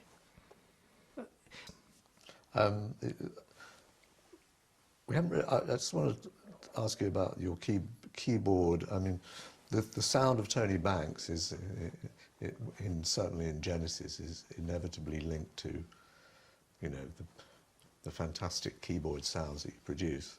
And I know you play lots of other instruments, but that's not your kind of main sound. Did you listen to the organ at school? Did you play the organ at school? Did you love hymns? Did you go? Yeah, well, I mean, I think, you know, we were very, Peter and I particularly, we really loved hymns, and also at the end of you know, school chapel was not a favourite thing for us, but the end of the Sunday thing, often a guy would stay there and would play something, you know, and you could stay and listen, and you'd hear sort of classic pieces of Carter and Fugue and things like this, and the sound was just fantastic. I used to love it, really. But it was, you know, quite a different animal, I suppose. I only ever played piano when I was at school, and in the early Genesis thing, everything I wrote with Peter, we wrote piano. I played a little bit of organ on Genesis Revelation. We actually borrowed a guy's organ. What was interesting was a semitone sharp. Never quite knew why that was. And I had this song called Fireside Song, which I remember the first time I played the organ on it, I came in on the chorus, we bring the organ on the chorus, dong, and it was a semitone above what we thought it was going to be. And we thought, actually, that sounds quite good. So we kept that. But it meant I had to remember all the time that everything had to be transposed in order to play on this bloody thing. Anyhow, that's neither here nor there. So when we decided to go, the idea of playing live, playing professional, I knew that a piano, in those days, you couldn't play a piano live in any kind of real rock situation. So it was down to an organ. So we went out and bought a Hammond organ. And really, initially, I started trying to play piano on the organ. I had two ways of playing the organ, really. One was to play piano on it, and the other was just to hold down the chords. And so that sort of, you know, you just kind of learnt, I suppose. I just learned how to cope with all this stuff. I mean, a lot of organ playing is that, anyhow, actually, to be honest. And when you get to the stage of, with synthesizers and everything, you know, holding down stuff is quite a lot of what you do. So I very much developed as a player, I think. You know, I was confident on the piano in the early days, and then it got more, you know, just as the instruments came available. I was lucky it was sort of growth in the instruments, and the organ was there, and then the electric pianos, you know, and the idea of putting them through fuzz boxes and stuff came out, and then the mellotron suddenly was available, you know, produced a whole bank of new sounds, and then the synthesizer slowly started to come in, and so I was sort of there as it grew. I was able to kind of grow with it, really. I mean, the first synthesizers I couldn't cope with at all. I was not into this sort of wiring stuff, you know. But then ARP brought out this little instrument called ARP Pro Soloist, which just had a lot of presets on it of very simple sounds. And it just sounded great, you know. You could play it. It had a really fast-sprung keyboard, so you could play very fast on it, more easily. And, you know, I used it obviously on Cinema Show. I think was the first thing I kind of used it on. And it was just a sort of, it was a sort of real opener for me. Did you miss once you got really into the electronic side? Did you really miss the Hammond? Well, I think the way I used the Hammond, I could substitute, you know, and I had ways of making pretty much an organ sound, like the full organ sound I used on things like Firth the Fifth. I could pretty much get that out of the keyboards, particularly the Prophet 10, which is sort of became a key instrument when I was using it in those days. So I didn't really miss it. I could still have the big block chords if I wanted them. And when we later on came into doing, even when I was doing on the reunion tour in 2007, whatever, I didn't have an organ, but I had instruments that could simulate the organ or give the same effect. So No, I didn't really miss that. I liked having the ability to do all these other things, though. You know, you could play drums. You know, I mean, that was so. Sometimes you did that. It was quite fun to be able to do the different things on that. A lot of bass, obviously, and which meant the mic could play rhythm. And something like Land of Confusion, for example, the bass line is a keyboard on that. You know, I mean, it's programmed, so I'm not really playing it in a sense, but it's sort of. So things kind of evolved over the years, and you'd use what tools were available. One thing that that Phil was talking about was when he wrote The Last Spike. I think did he produce the lyric first, or did you? No, he wrote the lyric afterwards. Right. It was unusual for him to.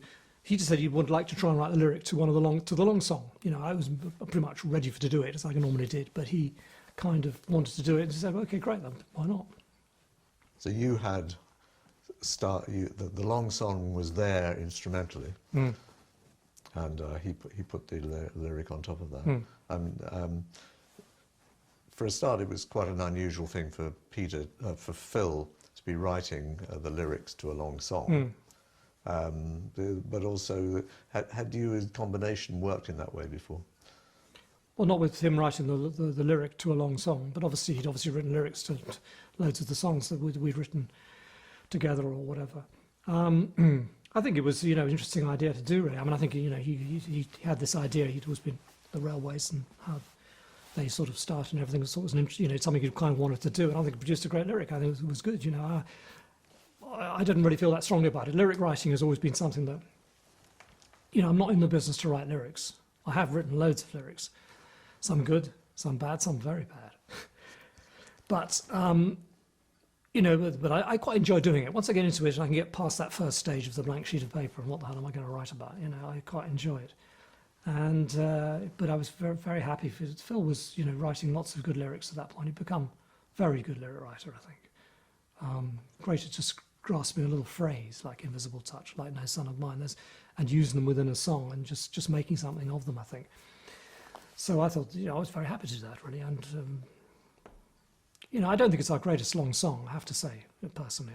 It's sort of, but I think the lyric work has a wistfulness about it that works well, and it's, his contribution in that sense was very good. So let's just go back to Phil becoming a songwriter or lyric writer.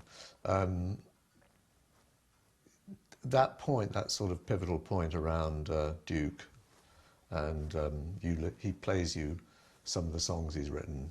And he didn't play in the air tonight. Doesn't matter what anybody tells you. First time I ever heard that was when we were mixing, that must have been Duke, in Maison Rouge studio in London. And he just put it on, and it was just the drum box and the organ chords. That's the first time I ever heard it. Now, if he'd ever just played just that to me and said, "What do you think?" I'd have probably said, "Well, we've got to do something else." This. I think it's probably a very good thing we didn't do it. If Genesis had done it, I think we'd have complicated it up. I think we'd have had a bound to want to say, "Well, you can't do that all the way through the song. You can't choose one chord sequence, bass note all the way through, And at that time, obviously, the drum wasn't there. But of course, that's its whole charm. It's what works about it, is the fact it is so repetitive. It just kind of has an incredibly strong atmosphere all the way through it. But the other songs, we always, Misunderstanding, we knew we were going to do. We'd heard that a lot, liked it very much. And there was a question of choosing one other song. Well, we really liked Please Don't Ask. It could have been It's Leaving Me Was Easy or something. He played that to us. A few others like that he played to us. I think he played I Missed Again. And at the time, if we'd said we wanted to do all of them, he'd have said, okay. That was kind of how it was, really, Everything went into the pot. But, fortunately for his solo career, they didn't all go into the pot, and he was left with what turned into a very strong album after that. So when he played those to you, I mean, in a sense, this was still, the guys in Genesis listening to the music that one of you had written. Yeah, but he'd been involved in, he'd obviously increasingly involved in writing bits and pieces here and there, and he'd written the lyrics to particularly some songs on Then There Were Three, like Little Nemo and that one was called Ballad of Big and things like that. I mean, various bits and pieces, you know. He certainly was getting, you know, more used to it in a sense, but I don't think he'd written a really particularly good lyric until he found his voice, which was really after, you know, obviously his marriage breakup and everything, and he had time on his own. He started writing these songs, and he'd always had a real penchant for sort of James Taylor and that kind of thing. And I think that's sort of where he started to write. You know, people were kind of surprised in a way that his album wasn't all kind of jazz rock and all this stuff. That was very much one side of him, but his other side, he'd always loved this, you know, particularly James Taylor, that sort of thing. And so that's when he started writing it on his own. That's sort of more where he went with these kind of personal ideas and actually expressing things he actually meant in his lyrics, which is a whole new thing for us, you know. We'd never sort of thought about that really. I mean, you know, a little bit with Follow You, Follow Me and stuff, but not really, not in the sense of expressing your sort of, you know, what you're actually thinking in a song. And so pretty much, I think with Misunderstanding and Please Don't Ask, they were pretty much fairly complete at that point. And so you'd definitely grown as a lyric writer and in confidence. I still think he found it slightly more difficult when he was writing on a group song. He wasn't quite so confident, say, writing the lyrics to, he wrote the lyrics to Behind the Lines, for example, and he had a first draft that, you know, none of us were quite sure about, and he was immediately, oh no, we won't do that, and went to do something else, you know. And it wasn't really until, you know, after he started an album or two later, I think, where he really found, he decided he had the confidence to do. See? What's the other? That's kind of yes. You put the new battery in it, and you realise you haven't charged it. You know? Yeah. And are you happy? Yeah. We'll just keep going on Phil. You were saying that later, Phil writing all the lyrics, you weren't. Well, he didn't, you know, so he didn't write, when he first became the singer of the band, he didn't write many lyrics. He wrote some, you know, little bits and pieces here and there. It wasn't really until, obviously, the two songs on Duke we just talked about, and then, you know, after that, I think he sort of, after Success and Face Value, he got a confidence with his own lyric writing, and he got quite into this idea of writing lyrics that, you know, that's sort of more the sound of it almost in a way than what it meant a bit. With a song like Mama, for example, which is his lyric, it's a very strong kind of atmosphere to that, where you're not quite sure what it's all about. I mean, that whole song is all about atmosphere anyhow, really. But by the time it came to things like Invisible Touch, I mean, just little phrases like that would just sort of come on. This is such a great phrase, Invisible Touch, you know. He really turned into a really good lyric writer, which, you know, I think it's just years of singing and doing solo stuff and all the rest of it that taught him. That whole period of around the mid-80s, Invisible Touch period, where you're getting all these hits, you know, suddenly after years of jam. Stick at a thing for long enough, you know. Was there did that in a sense kind of, was that just very exciting, or were you kind of slightly frustrated that they only think we do hits now, that these short things, when actually we do a whole load of other stuff? Well, it's both, I suppose, but no, I loved it. It was great having hits. You know, I brought up in the era of hits. In 60s, you know, next Beatles song coming out was the sort of high point of my existence, really, and all this stuff, you know. So hits for me were, you know, I loved hits. And to suddenly have records in the charts, having a record on, I mean, it's still a thrill for me now to hear a record on the radio. But obviously up until Follow You, Follow Me, we've actually never heard anything. There was Nicky Horn's show on Capitol, which would play stuff, but that was about it. And suddenly with Follow You, Follow Me, it was kind of, it was the first time a lot of people were even aware of us. You know, I had friends who didn't know, you know, sort of, what's he doing? I don't really know, you know. And suddenly they heard us, you know, hear us on the radio. So I loved all that, actually. And, you know, it probably had an effect on us for that reason. We all enjoyed it. Suddenly we were having hits. And I think once we'd had Follow You, Follow Me, it kind of opened the door. And with a song, you know, less obvious hits like Turn Her On Again and Mama, which are kind of neither of which are very totally straightforward pop songs, were able to be hits because we were accepted now. We'd be played on Radio 1, whereas in the old days we could only be played on sort of deepest, darkest sort of something. And it kind of, it was very exciting, really. I mean, and, you know, we put out, once it got to Invisible Touch, and we had, you know, in America we had a #1 single suddenly, you know, extraordinary.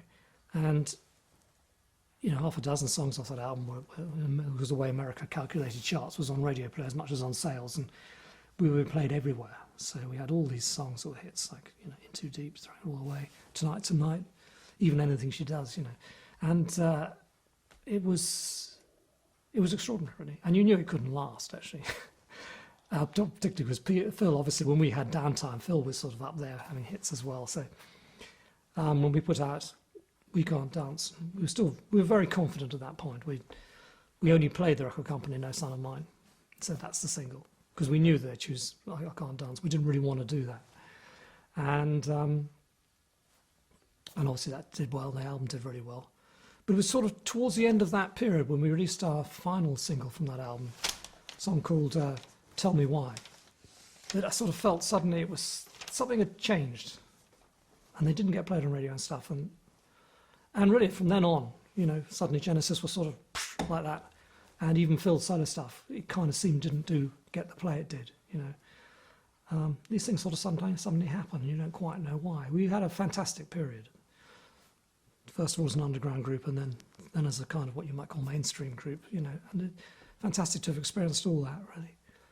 But I think once it got to that period after, you know, after 1992 or so, we released we had a couple of greatest hits sort of live albums there, which did pretty well.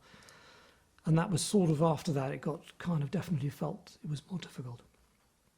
And obviously recording all stations, which something we tried, which perhaps, you know, there's still some good stuff on that, I think, but, you know, experiment that didn't work on record. I thought it worked really well live, actually, but, you know, might have been worth going on with, but we didn't.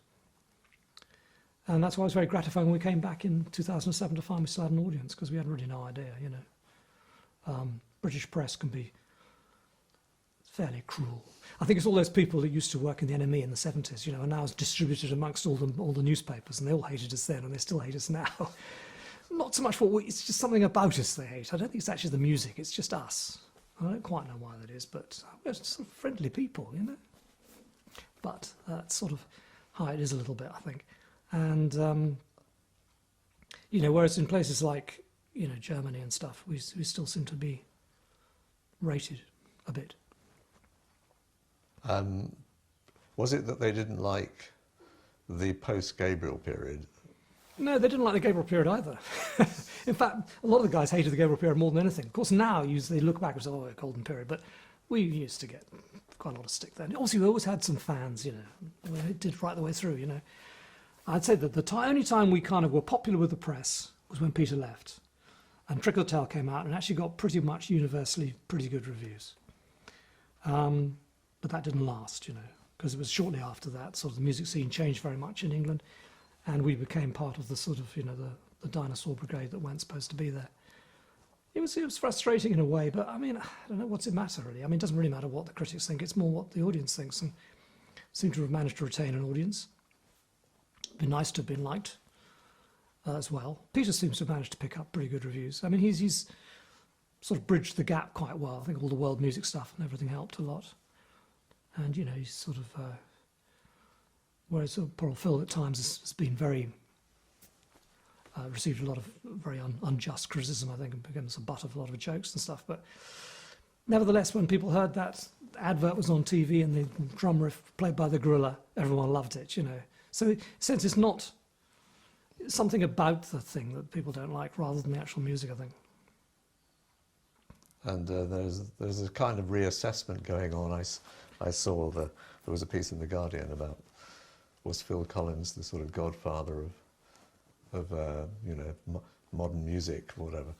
Well, of course, this is, you know, as unreasonable as anything else, if you like. But there was these American guys who all did this tribute album of doing lots of Phil's songs and things, you know, because, you know, he was certain kind of music that he definitely was at the forefront of, you know. I don't really understand why people do the things they do. You know, certain groups of people always get bad press. Coldplay always seem to get bad press, but, you know, they do great music, so I'm sure they don't care that much, you know. Whereas other people who sort of get constant praise, whether it's sort of Lou Reed or whatever, you know, I don't know why. I mean, you know, it's a couple of good songs there, but, you know, is he really as good as that? You know, so it's just the way it is. Some people, you know, there's certain people seem to always get praise. You know, Bowie always gets praise. Well, I think he's fantastic too, so I don't remind that. But, you know, other people I don't think are quite as good seem to get a lot of praise too. And you think, well, it seems a bit arbitrary, and I think it's a lot down to what you liked when you were 13 or 14, and a lot of how you see things as well. You know, sometimes people don't like the fact that we originally came from a public school and all that, but for God's sake, nowadays most groups do. There's an incredible number of groups who do, so it really can't be thrown just against them. Poor old Phil didn't anyhow. And did Steve. So. And that kind of thing just does not wash in America at all. Well, they don't care, you see, yeah. And nowhere else apart from England does it matter. That's why it's been so different for us everywhere else, you know. That's why it was always great fun for us touring in America. It was just the music, you know, and we used to have a fantastic time over there. You know, throughout the 80s and the early 90s, we were just, you know, fantastic crowds, great reception. And generally it was a lot of fun. No, very, obviously you had people. Also, I think the thing about when you're travelling like that is you don't get a chance to read the reviews, which is quite a good thing, really, because, you know, you're on to the next town, so you never read the review that says, oh, they were a load of crap like last time. You just don't have to read that. And as I said before, I mean, you don't even like good reviews, actually. It's best never to read about yourself, and a lot of people will say that within any of the performing professions, because if you don't like you, you feel upset. And if they do like you, they seem to like you for all the wrong reasons, or you don't. You know, they pick up on the wrong points or something. So much simpler not to read it. And well, the opening of Watcher in the Skies. Watcher in the Skies, very strong atmosphere. It was better live than it ever was on the record. And the funny thing about that was, of course, when we made the record Foxtrot, when we actually played this already live, and we had an engineer who Charisma had brought in. They wanted to make us a bit more sort of earthy. A guy called Bob Potter. And the first thing he said was, oh, I don't like that, but you can't use that. It just sounds like you're trying to do 2001, you know, it's crap. And I thought, well, no, but stage-wise, this has been going down incredibly well. So we couldn't do that. So anyhow, we parted company with this guy after a week or so. He was the one. He was the first one. He said, look, we're not right for each other. And he dead right, he wasn't right for us and all the rest of it.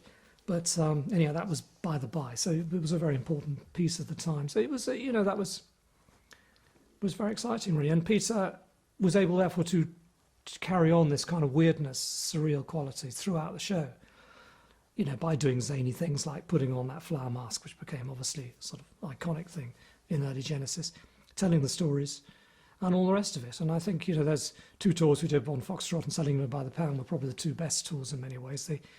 The paraphernalia hadn't got too big, and it just, you know, the songs were sort of, I think, combination of what Peter was doing and what we were doing was worked really well. You've talked about you're not a huge fan of Lamb, really, at this point. Well, not as a totality. I think some great songs on it. But can you tell us a little bit about how was this Peter's grand concept, Lamb Lies Down on Broadway? Well, the lyrics came afterwards. You know, we'd had most of the music was written before we knew we wanted some sort of story for it. We all had little ideas of what we thought that might be. You know, Peter had this idea, and he was quite dogmatic that he wanted to do this idea, and we thought, well, you know, okay. But it meant him writing pretty much all the lyrics as well, which meant that he probably wrote a bit less music than he might have done.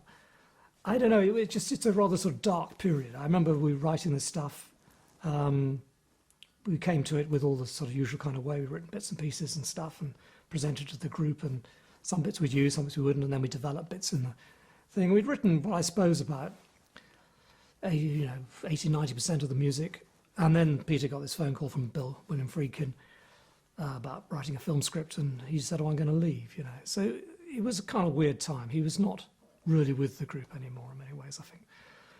So it was not a good feeling, really. And then, you know, he was persuaded to come back, and we finished the album, and obviously left in the subsequent tour, but it was not the same. I mean, Peter and I had been, you know, very close friends at school and then afterwards and stuff, always been like that at each other, having said that, but we were very close.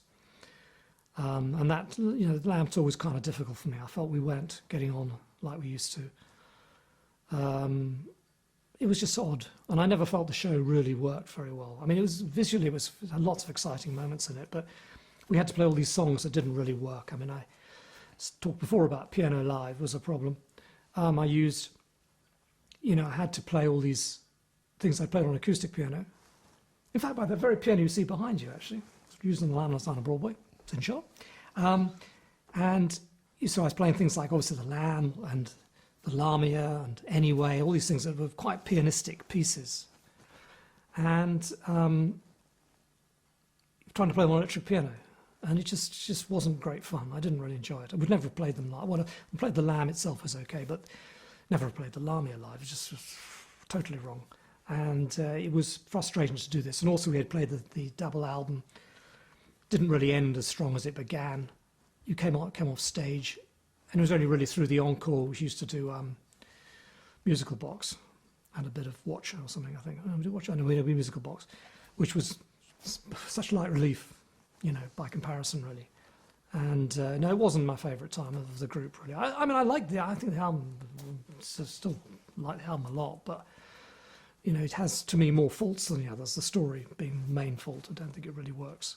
And just, perhaps it is, you know, I'm sure a lot of people would agree with me, it's too long. It could have been a much better single album. And to what extent was it, you know, this is obviously it's a concept album, you know, and a lot of those had been produced by then.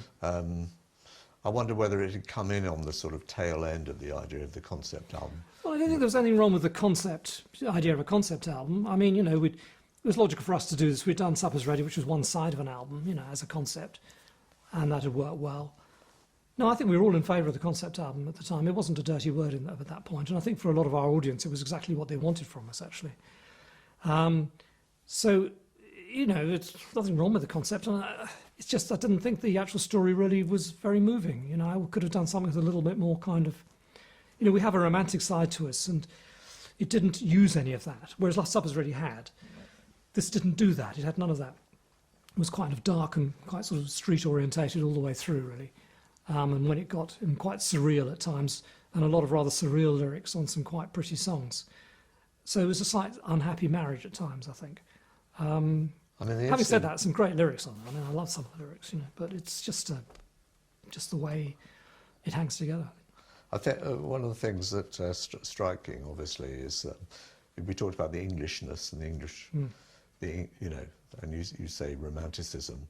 Now here you have an American setting, and you know. Well, it was a very conscious decision by Peter to do that, to try and get that sort of American thing in it.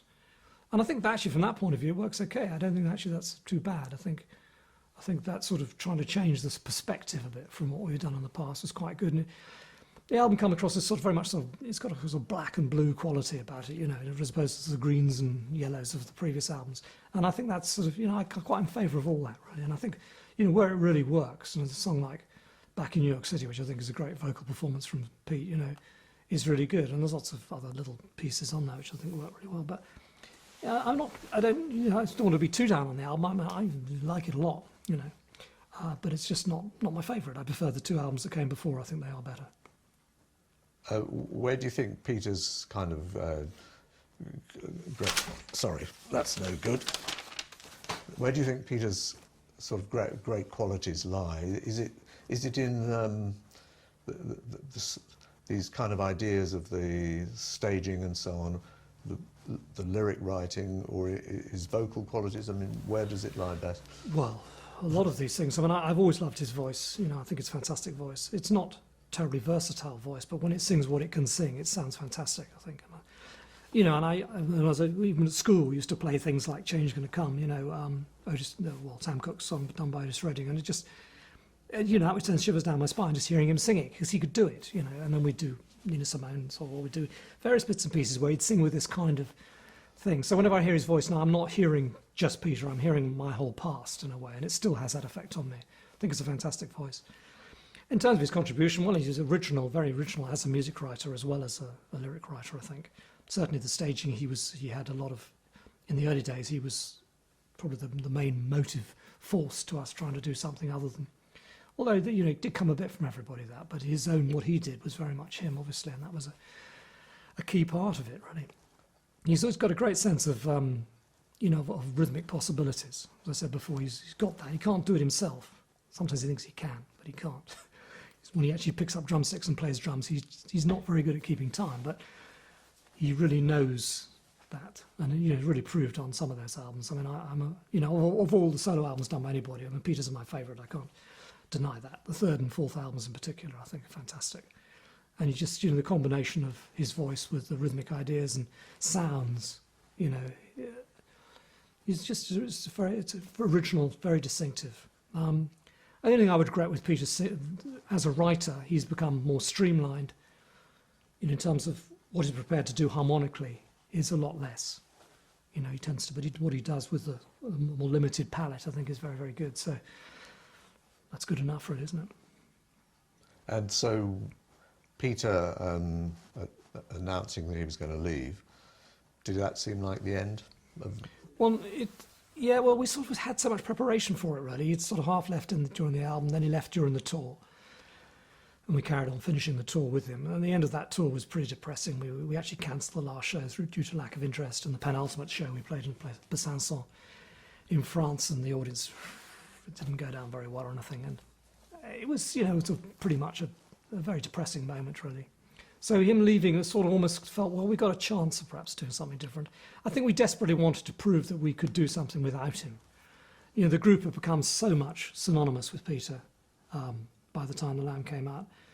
It was a bit depressing for all the rest of us because we wanted to sort of say, well, you know, we actually do this stuff, you know.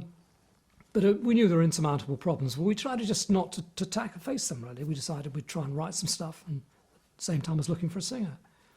Just carry on. Just carry on, see what happens, you know. And once we got some music we thought was really good, then we looked for a singer. We tried singers, and that didn't really work, as has been, you know, obviously said many times. And then obviously, you know, Phil was there. You know, it was a question really of whether he wanted to do it more than anything else, and whether he had the range.